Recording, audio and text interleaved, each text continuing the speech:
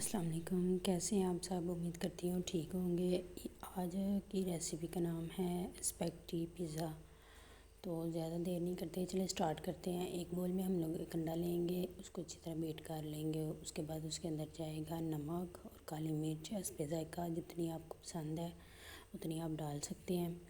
और उसको भी अच्छी तरह हम लोग मिक्स करेंगे। जैसे वो मिक्स हो जाए तो इसके अंदर हम लोग डालेंगे चिकन। थोड़ा सा हमने बस चिकन लिया है ताकि ये कहीं कहीं ना नज़र आए।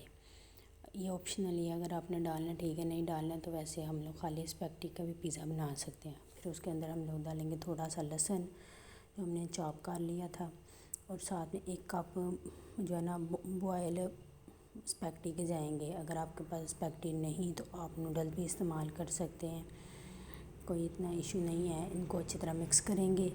मिक्स करने के बाद मुझे इसके अंदर ना अंडा कम लग रहा था, मैंने एक इसलिए डाला था ताकि ये एक्स्ट्रा ना हो जाए। मैंने एक और बीट करके उसको भी हमने ऐड कर देना है और अच्छी तरह इसको मिक्स कर लेना है।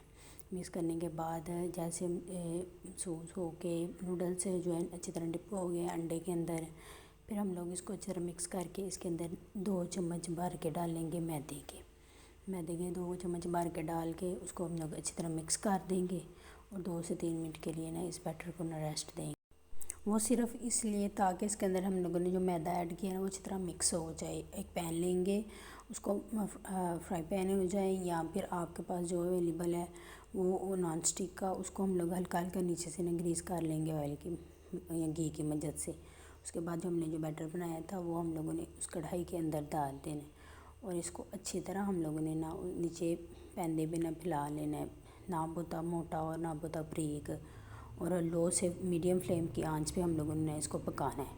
अगर आप मेरे चैनल पे न्यू हैं तो प्लीज़ लाइक सब्सक्राइब करते हुए जाइएगा और मुझे मैसेज में फीडबैक बताइएगा कि आपको मेरी रेसिपीज़ कैसी लग रही हैं, पसंद आ रही हैं कि नहीं।